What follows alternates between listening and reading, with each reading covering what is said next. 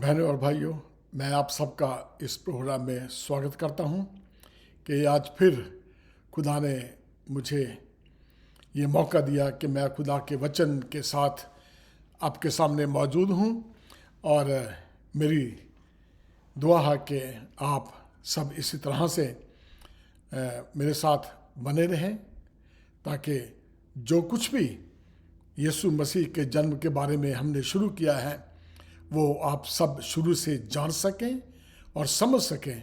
ख़ासतौर से उन बहन भाइयों के लिए जो मसीही में नहीं है, या जो मसीह इस क्रिसमस के बारे में जानना चाहते हैं, या जो इच्छुक हैं।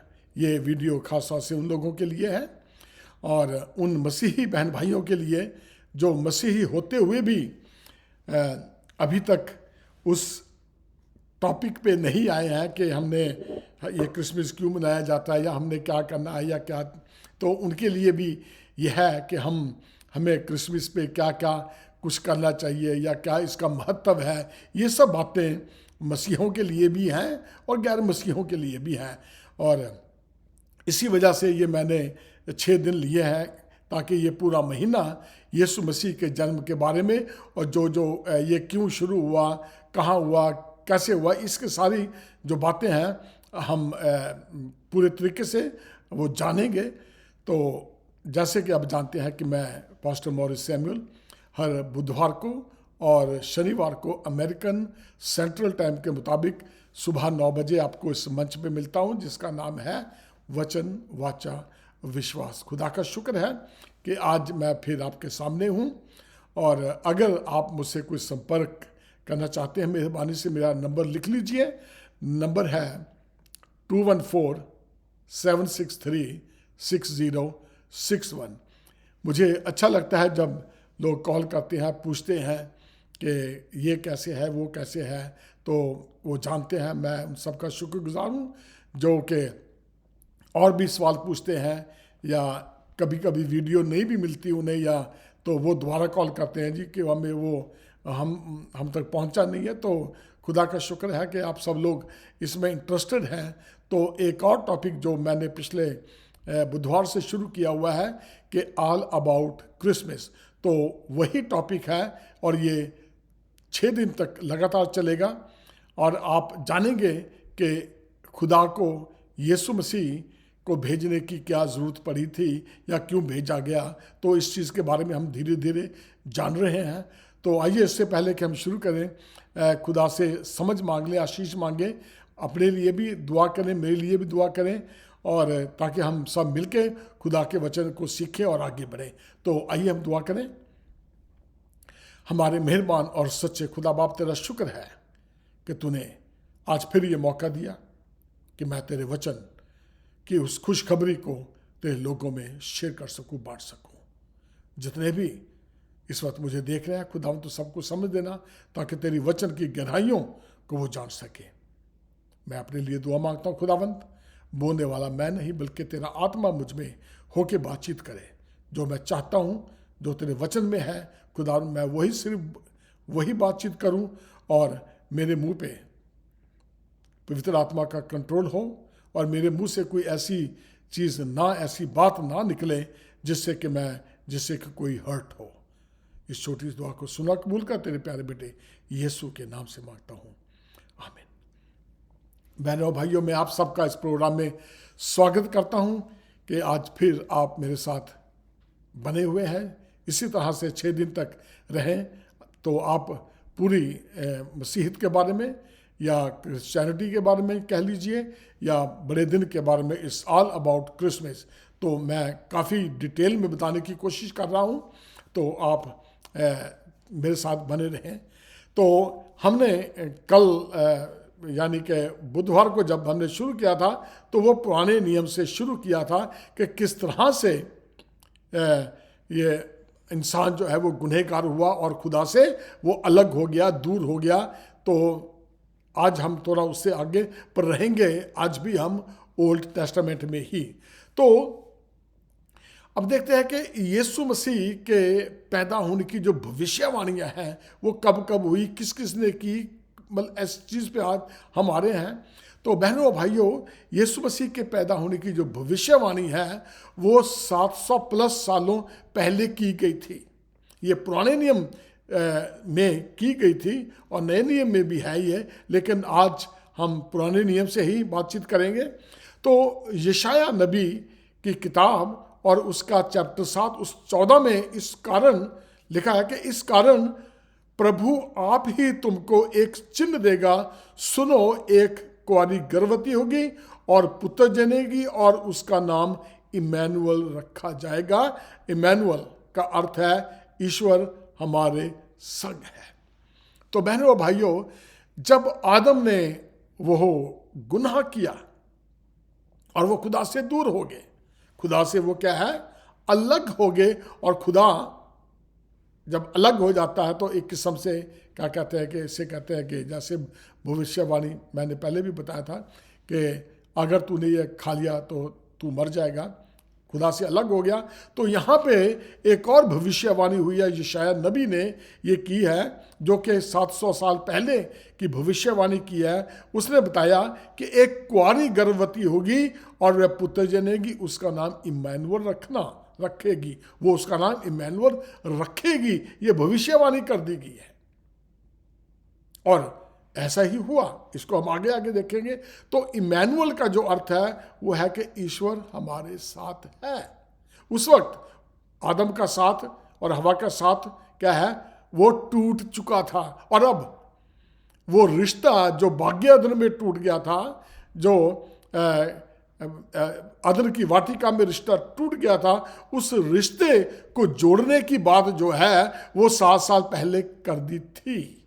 इमैनुअल रखा जाएगा, जिसका मतलब है कि खुदा हमारे साथ है। वह रिश्ता अब दोबारा जोड़ने की बातचीत हो रही है यहाँ पे। तो क्योंकि जब कोई चीज़ टूटती है ना, दुख तो होता ही है, क्योंकि यहाँ पे आदम और हवा ने अपनी मर्जी कर ली थी। मैं और आप भी माता पिता हैं हमारे। अगर हम देखें इस चीज़ को कि हम अपने बच्चों को सिखाते हैं, समझाते हैं, सिर्फ घर तक ही उन्हें अब उनकी मर्जी पे छोड़ भी देते हैं, उनको कारें लेके देते हैं, जाओ भाई हैं आप संभल के जाना, ये करना वो करना, ठीक है, लेकिन बच्चों के पास फ्री विल भी है। अब ये तो है नहीं है कि बच्चे गुनाह करके आएंगे और माँ बाप उसे टांग देंगे, ये तो नहीं हो सकता। लेकिन माँ बाप है, गलतियां बच्चे करते हैं, उन्हें माँ बाप प्यार भी करते हैं।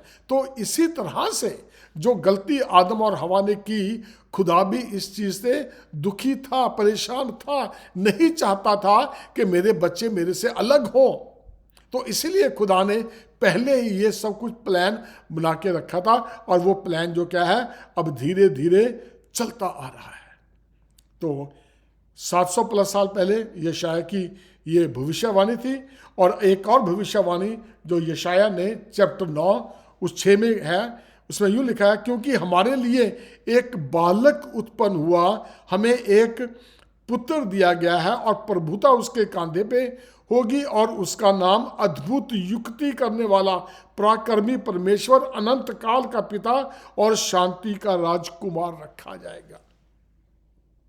देखो कि यशाया ने 2 भविष्यवाणी की है। ये हमारे लिए एक बालक उत्पन्न होगा, हमें एक पुत्र दिया गया है। खुदा ने अपने बेटे को, यहाँ पे उसका जिक्र आ रहा है कि अपने बेटे को उसने इस दुनिया में भेजा, जो कि एक पुत्र के रूप में आया।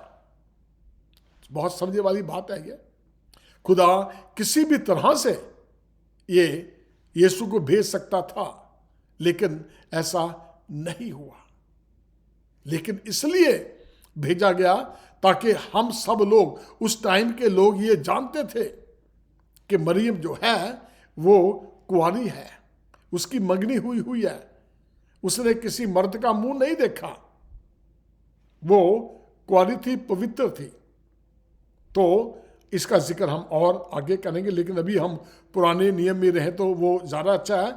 तो बहनों भाइयों, यीशु मसीह को इसलिए भेजा गया था कि वो मेरे और आपके गुनाहों का क्या है,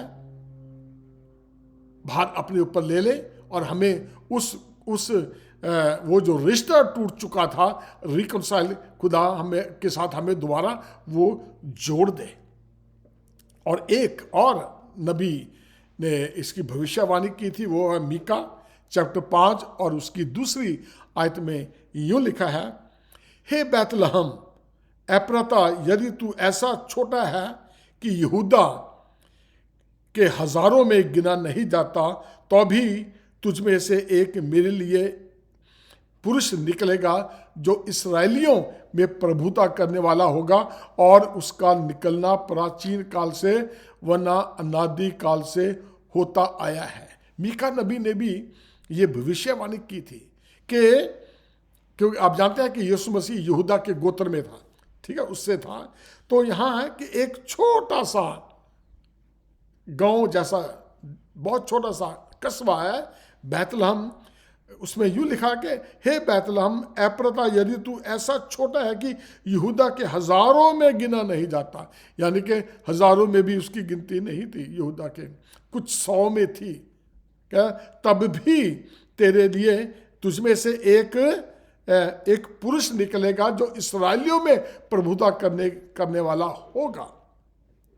तो इसराइलियों के लिए प्रभुता करने के लिए इसकी जो है भविष्यवाणी हो चुकी थी। ये बार बार सिखाया गया है, बार बार समझाया गया है लोगों को, क्योंकि इसराइली जो है वो जो ओल्ड टेस्टामेंट जो है तोरा उनके पास था, उसके बाद ओल्ड टेस्टामेंट भी लिखा गया, वो तब भी इस चीज़ को जानते थे कि कोई मसाया आएगा जो उनको क्या है पूरी तरह से आज़ाद करेगा या उन पे प्रभुता करेगा, या यूं कह लीजिए कि उनका वो परमेश्वर होगा वो, क्योंकि बाइबल बताती है अभी तो सब कुछ वैसे ही चल रहा है, लेकिन एक दिन आएगा जब बाइबल बताती है कि मैं उनके दिलों को, जो पत्थर का दिल है, मैं उसको निकाल के उसमें मांस का दिल डालूंगा, तब मैं उनका खुदा होऊंगा और वो मेरे लोग होंगे। खुदा सब कुछ कर सकता है, जो शरीर उसने बनाया है सिर्फ वो ही जानता है कि नुक्स कहाँ पे है। खुदा सब कुछ कर सकता है। जिस तरह से उसने आदम को नींद में डाल के उसकी पसली निकाल के, वहाँ पे कोई एनेस्थीसिया नहीं दिया गया था, कोई बेहोश होने वाली दवा नहीं दी थी खुदा ने। खुदा जो कहता है तो कर देता है वो।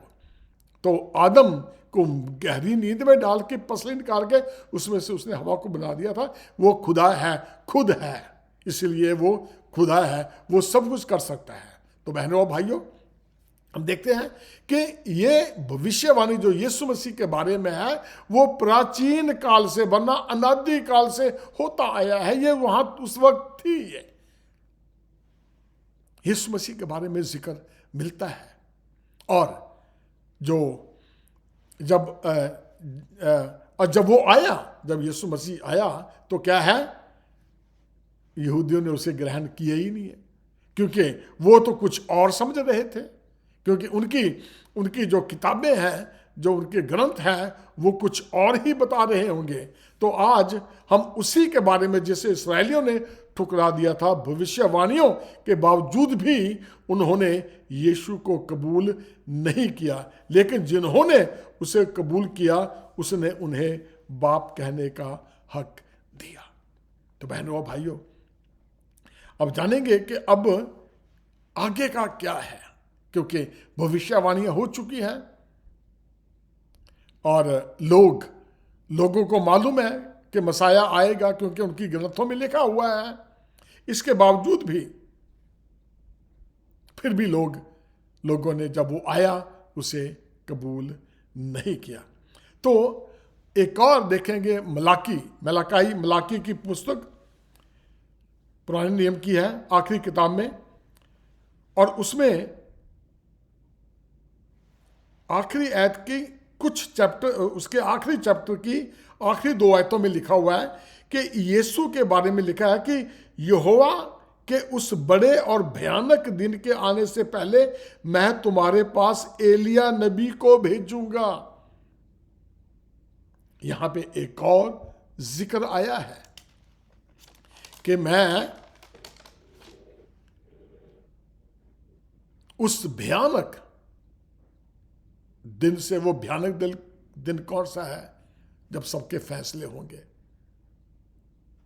जब दुनिया का अंत होगा।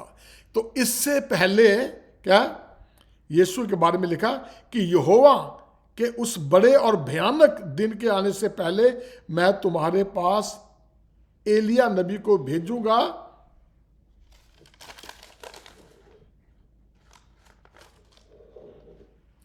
अब इस्राएली जो थे अब वो एलिया का इंतजार कर रहे थे। मसाया को तो वो जानते ही नहीं थे, क्योंकि उन्होंने कहा कि पहले एलिया आएगा, मसाया यीशु मसीह क्या है बाद में आएगा। अब जानेंगे कि पुराने नियम और नए नियम के बीच में कितना अंतर है।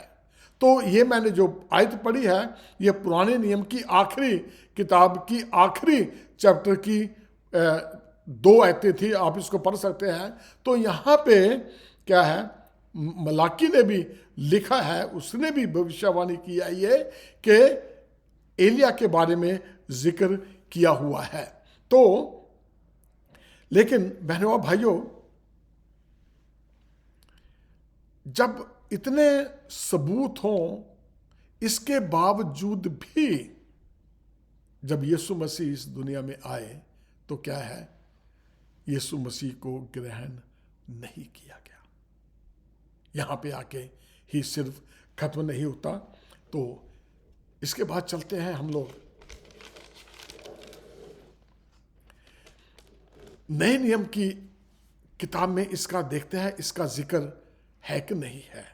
तो अब नए नियम में वह एलिया का इंतजार कर रहे थे कि पहले आएगा बाद में मसीही आएगा। यहां पे आके प्रॉब्लम जो थी शुरू होती है इसराइलियों की।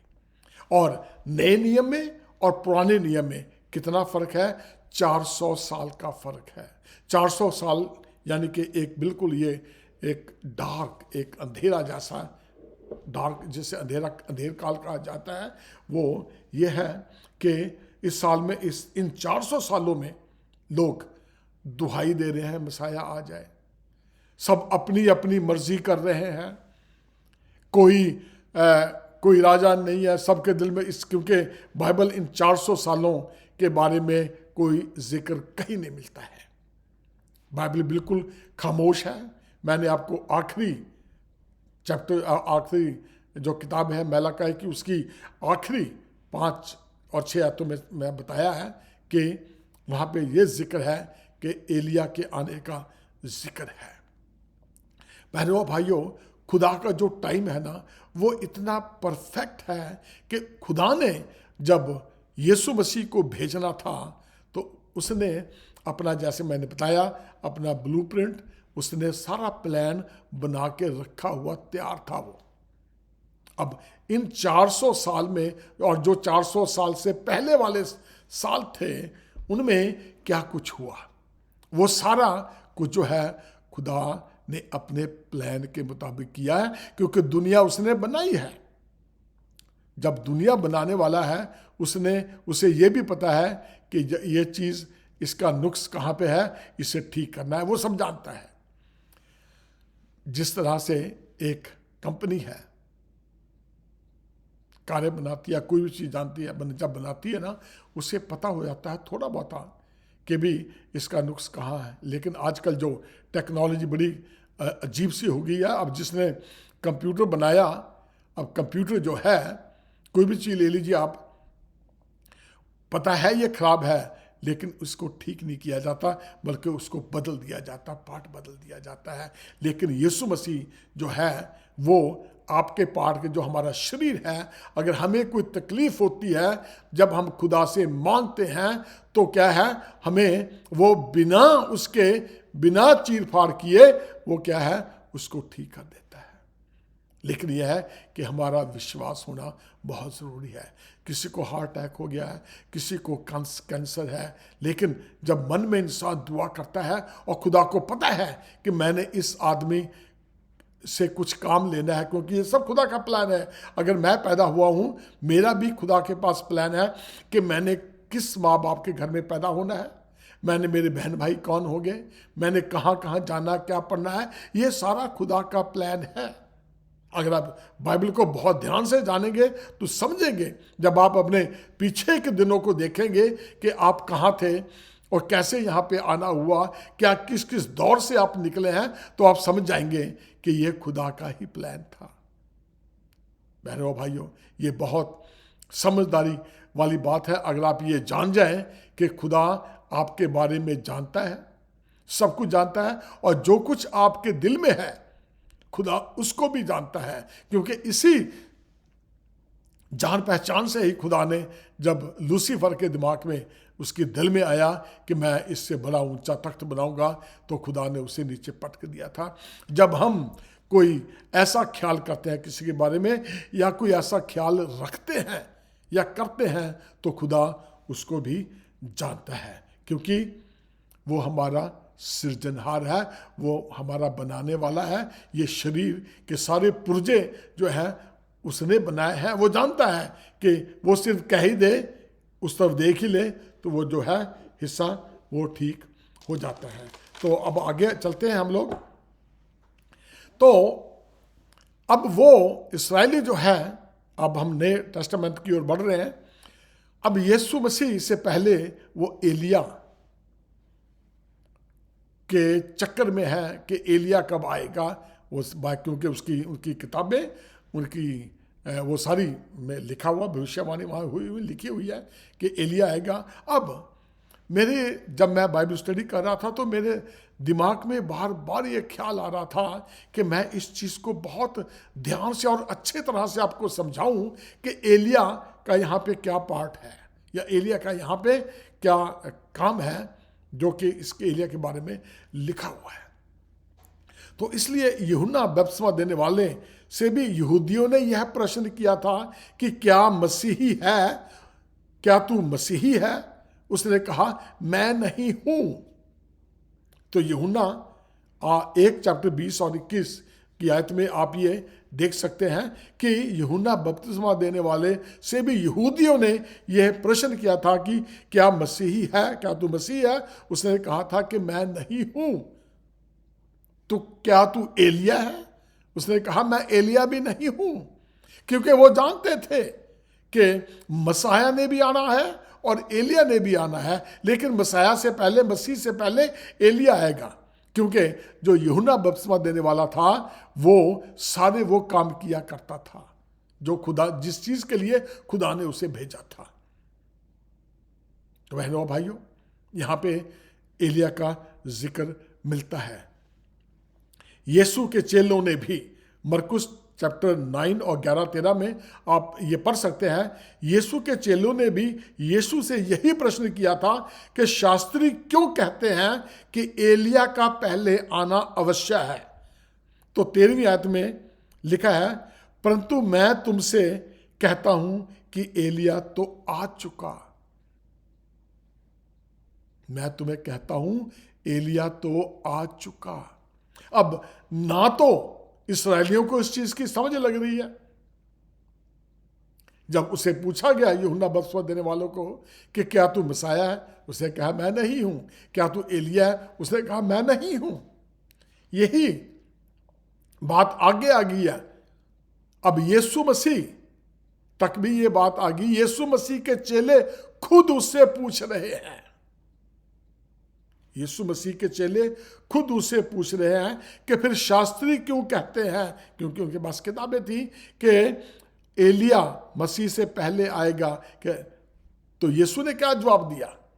आप यीशु के मुंह से खुद सुने कि यीशु ने क्या कहा है।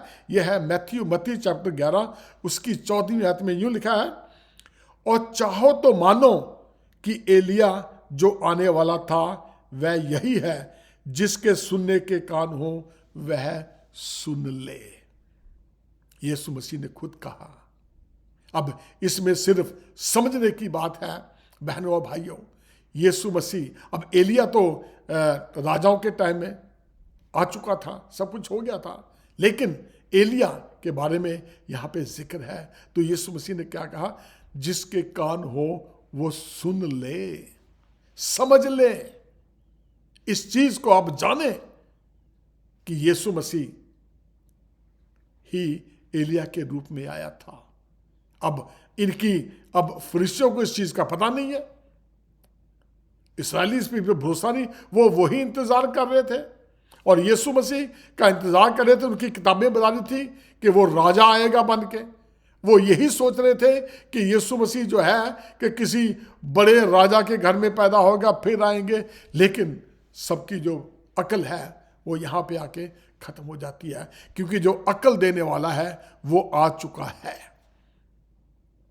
जिसने अक्ल दी है, जिसने ये शरीर बनाया है, क्योंकि खुदा ने हमें अपनी अकल और शक्ल पे बनाया है, और उसकी अकल का मुकाबला कौन कर सकता है? उसके जो सब कुछ उसका मुकाबला कौन करेगा? जिसने हमें बनाया है, जो हमारे दिल के ख्यालों को जानता है। बहनों और भाइयों, इसके बाद अगले दिनों में अब हम ये पुराने नियम से मैंने बताया है और हम यहाँ तक आगे हैं, और इसके बाद में हम यीशु मसीह के पैदा होने का जिक्र करेंगे, क्योंकि जब हम बड़ा दिन क्रिसमस मनाते हैं, इसी खुशी में मनाते हैं कि यीशु मसीह के जन्मदिन की मुबारकबाद हम सबको देते हैं, इसीलिए बड़ा दिन मनाया जाता है। तो बाकी जो है इसका जो आगे का हिस्सा है हम शुरू करेंगे। आज 2 दिन तक ये मैंने आपको सिर्फ ओल्ड टेस्टामेंट के बारे में बताया है कि जो पुराना नियम है उसमें यीशु मसीह के बारे में क्या क्या भविष्यवाणी हुई है, क्या कुछ लिखा गया है, और अब हम नए नियम की तरफ जाएंगे। 4 दिन हमारे पास और है, तो उसमें पूरी तरह से हम विस्तार से सीखेंगे कि बड़ा दिन कब मनाना है, कैसे मनाया जाता है, कि ये इसकी डेट पक्की है कि असली है कि नकली है, किसने शुरू की, कब शुरू की, क्या हुआ, क्या क्या करना चाहिए, ये सारी बातों का जिक्र हम धीरे धीरे आगे करते रहेंगे। तो आज के लिए इतना ही। तो आइए हम दुआ करें। हमारे मेहरबान और सच्चे खुदा बाप, तेरा शुक्र है खुदावंद कि तूने अपने वचन के मुताबिक हमें आज तक संभाल के बचा के रखा, क्योंकि तू हमसे प्यार करता है, तुझे हमारी चिंता है खुदावंद। तेरा शुक्र है पवित्र आत्मा के लिए, पवित्र वचन के लिए, तेरे प्यारे बेटे यीशु के लिए तेरा शुक्र करते हैं खुदावंद। तूने उसे इस दुनिया में भेजा ताकि हम निजात पा सके। मेरी दुआ है प्रभु सब सुनने वालों के लिए, जिन्होंने भी ये सुना या देखा, खुदावंद तू सबको समझ देना और इस काबिल बनाना कि वो तुझे जान सके, पहचान सके। तो है प्रभु, अगर कोई परेशान है, दुखी है, पीड़ित है, खुदावंद तू सबकी मदद कर खुदावंद। कोई ऐसा जरिया भेज जो उनकी मदद कर सके। तेरा शुक्र है खुदावंद, एक बार फिर जिंदगी हर आशीष और बरकत के लिए इस छोटी दुआ को मांगता हूं, सुना कबूल कर ले तेरे प्यारे बेटे यीशु के नाम से।